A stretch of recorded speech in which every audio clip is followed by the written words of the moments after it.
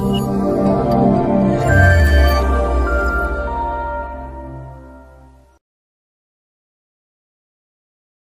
kamu berbohong, kamu akan terjebak dan akan terpaksa untuk berbohong 1000 kali berbohong untuk menutupi kebohonganmu itu. Dan kebohongan yang kau lakukan untuk menutupi kebohongan itu akan menuntut kamu untuk berbohong lagi, untuk menutupi kebohongan yang kedua, dan seterusnya. Akhirnya berjuta-juta kebohongan yang kau lakukan, dan semuanya bohong. Dan ini yang menjadi siksa batin, beban psikologis. Dan kamu akan tersandra oleh rasa takut, ya. Barangkali kebohonganmu akan terbongkar. Dari situ saja, itulah awalnya kegelisahan datang, dan kamu sulit untuk tidur, dan makan pun tidak pernah lahap. Lama-lama citoke perandang perinte, bulu roma meremang. Itu awal dari penyakit fobia, adalah akibat karena kebohongan. Jadi sebaiknya ya jujur aja biar hidup kamu nyaman. Ya mungkin makanannya sederhana, pakai tempe, tapi lahap enak kan, daripada dengan sate nggak lahap. Tidur di tikar bodol tapi nyenyak lebih enak daripada tidur di spring bed yang tidak pernah lelap. Iya, itu aja kebersamaannya. Orang kalau tidak jujur, waktunya habis untuk menutupi ketidakjujurannya. Setiap bohong itu pasti memproduksi bohong lainnya, karena bohong itu tidak bisa ditutupi oleh kebenaran. Bohong itu hanya bisa ditutupi oleh kebohongan lainnya. Jadi makin banyak bohong, waktu dia habis hanya untuk menutupi kebohongan. Cilaka. Dan dengar, tidak ada orang yang jago berbohong.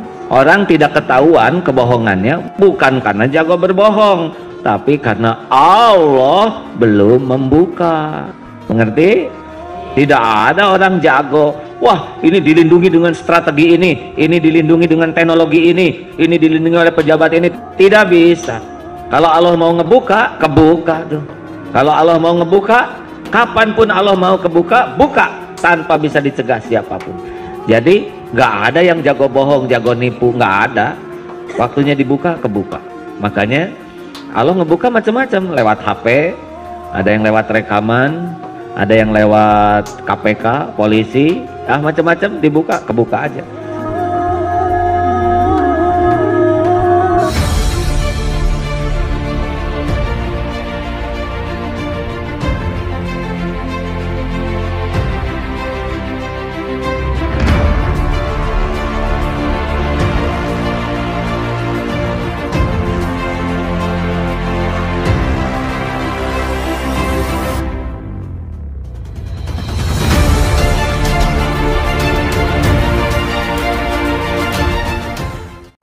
Ya gini Pak, masalah moral hazard ya Pak ya, atau kerusakan moral ya Pak ya. Nah kerusakan moral itu sepertinya di rezim ini sudah merata Pak, ya di semua lapisan gitu. Itu penyebabnya kira-kira apa Pak? Ya, padahal Jokowi sendiri kan mencanangkan revolusi mental itu. Ya sebenarnya begini, kalau kita sadari bahwa dalam agama kita kan juga harus membangun bangsa atau apa ya yang terkecil lah, anak segala macam dengan kejujuran, ya kan, itu tiangnya kan, masalah kejujuran. Tapi kalau bangsa ini dibangun dengan ketidakjujuran, ya disitulah rusaknya bangsa. Nah kalau dari mulai awal kita kan bisa mempelajari bagaimana kebohongan-kebohongan itu timbul. Misalnya masalah SMK, ya kan, itu bagaimana diungkapkan oleh media ketika itu, bahwa Indonesia akan membuat mobil nasional. Kita bangga. Saya juga senang gitu kan. Wah, Indonesia maju ini. Dan ketika itu diwawancara untuk mau jadi gubernur, saya sudah punya yang pesannya lebih daripada ribuan gitu. 6.000. Gitu. Ya, 6.000. Tapi kan itu nggak ada sampai iya. sekarang. Artinya itu udah satu kebohongan. Tapi karena memang pencitraan bahwa ini adalah pemimpin yang merakyat, ya kan, begitu juga media-media sangat mendukung, kebohongan itu jadi hilang kan. Ya. Tapi bagi kita itu merupakan suatu catatan bahwa pemimpin ini bohong gitu.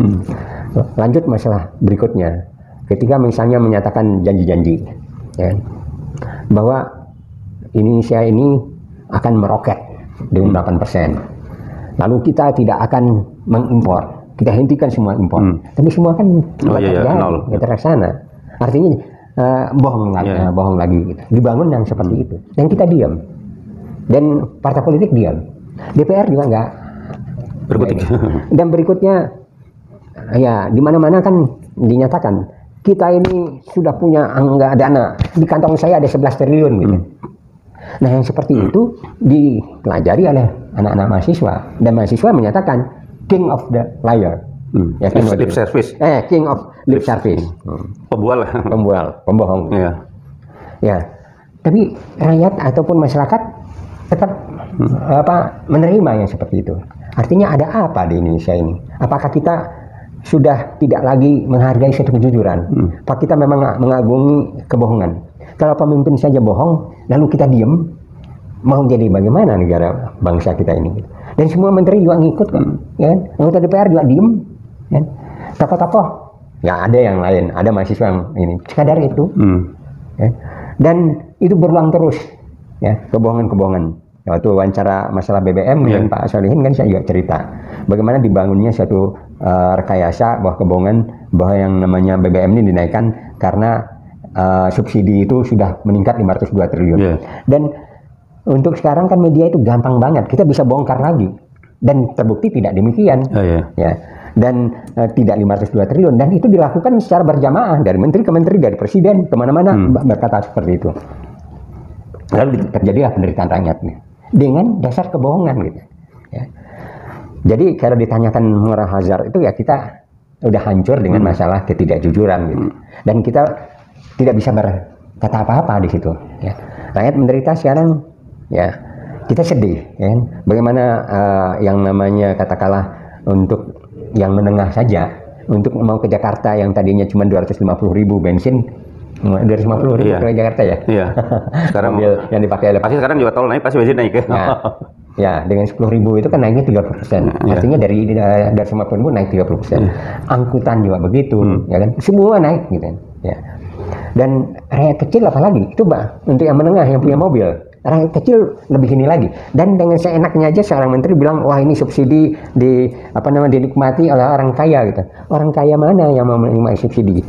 Yang namanya mobil mereka mobil mewah, mau nggak mereka beli premium atau pertalite? Kan nggak mau, takut rusak. Dan mereka punya duit banyak, logikanya nggak kena gitu kan? Ya, dia punya mobil Pajero atau mobil-mobil mewah lah gitu kan. Lalu masuk ke pompa bensin, yang mereka cari bukannya dari dulu bukan pertalite, mau berapapun 20.000 kecil buat mereka, ya kan? Dari mana jadi dasar oleh seorang menteri perempuan, ya Sri Mulyani yang ngomongnya itu, ya menurut saya asbun lah gitu kan? Seenaknya ngomong bahwa ini dinikmati oleh orang kaya gitu. Orang kaya mana yang mau merusak kendaraannya yang mewah-mewah itu, ya kan? Mobil mereka yang harganya 1 miliar ke atas atau 600 juta lah ke atas ya. Paling mobil-mobil yang kreditan, ya kan? Ya, mobil-mobil bukan saya merendahkan ya. Ya mobil kelas pasaran lah, beli pasaran gitu. Avanza, lalu Alia, segala macam. Kalia. Ya, itu kan mereka juga kredit.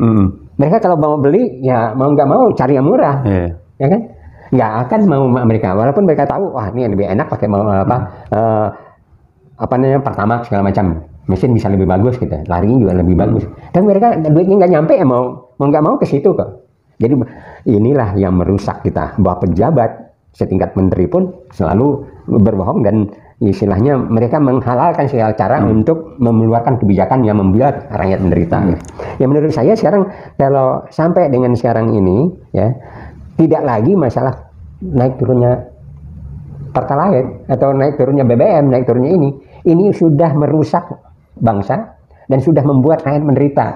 Harusnya rakyat bergerak untuk supaya menekan pemerintah. Ya kalau memang mereka tidak bisa mengelola pemerintah ini, mereka harus diturunkan gitu. Ya. itulah yang harus dilakukan oleh rakyat. Kalau nggak begitu, ya kan ada hadisnya juga. Kalau bukan suatu urusan diserahkan bukan kepada ahlinya gitu. Ya, begitu juga kalau nggak kita yang bergerak, ya kan? Ya, apa tuh hadisnya?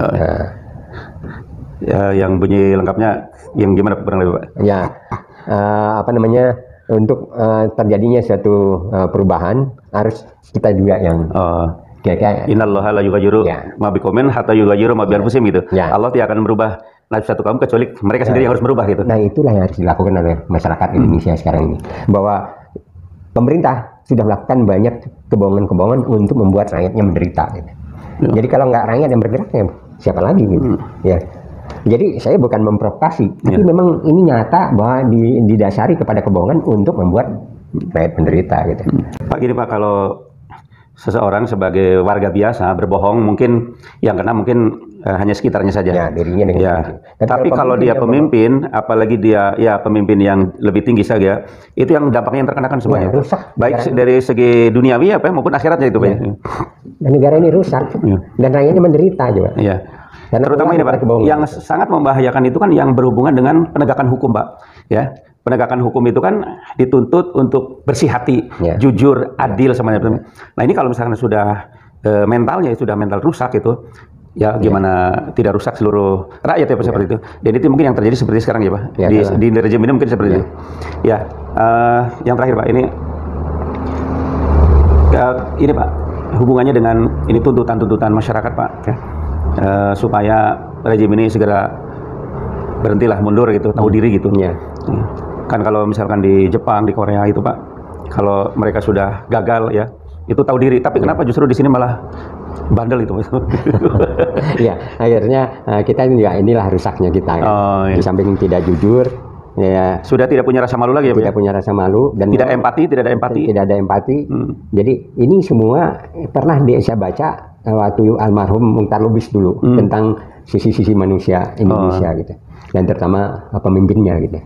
Ya. Jadi untuk ke depan kita memang harus memilih pemimpin yang benar-benar ya, kalaupun itu dikatakan katakanlah ini udah klise gitu, tapi memang amanah, jujur dan keberpihakan terhadap rakyat itu memang harus menjadi sesuatu yang menjadi kriteria untuk memilih pemimpin. Kalau ini tidak ada dan kita cuma lihat popularitasnya dulu kan presiden sekarang karena merakyatnya itu. Jadi kita lihat sepatunya murah, lalu badannya. Padahal itu cuma kamuflase ya. Tidak melihat bagaimana keberpihakannya dan tidak melihat track record mereka kita cuma diiming-imingi dengan satu kebohongan dan kedustaan seperti yang saya uraikan tadi, ada mobil SMK dan segala macamnya. Akhirnya ya kita yang menderita sekarang. Jadi harus ke depan harus benar-benar memilih pemimpin yang benar. Baik sahabat sekalian ya, kita sudah bisa merasakan ya di pemerintahan Jokowi ini sudah 8 tahun ya, apa yang terjadi ya. Banyak orang yang mencatat hampir semua janjinya Pak itu tidak ditepati, apa yang dikatakan itu bohong ya. Ternyata rakyatnya makin sengsara, tetapi justru orang elit-elitnya itu makin kaya, makin makmur ya. Kita harus belajar dari sini ya. Untuk ke depan kita harus berhati-hati dalam memilih pemimpin ya. Kita harus betul-betul melihat luar dalamnya, track recordnya segala macam. Jangan mudah terpancing hanya karena amplop 20.000, 50.000, 100.000 ya. Akhirnya kita sengsara yang berkepanjangan ya. Kita berharap mudah-mudahan ada segera pergantian kepemimpinan supaya Indonesia keluar dari berbagai macam permasalahan. Sampai sekian saja pertemuan kita. Kita jumpa di kesempatan yang lain. Terima kasih. Assalamualaikum warahmatullahi wabarakatuh. Waalaikumsalam. Alhamdulillah. Saya inginkan supaya ada like, subscribe, ya, dan share.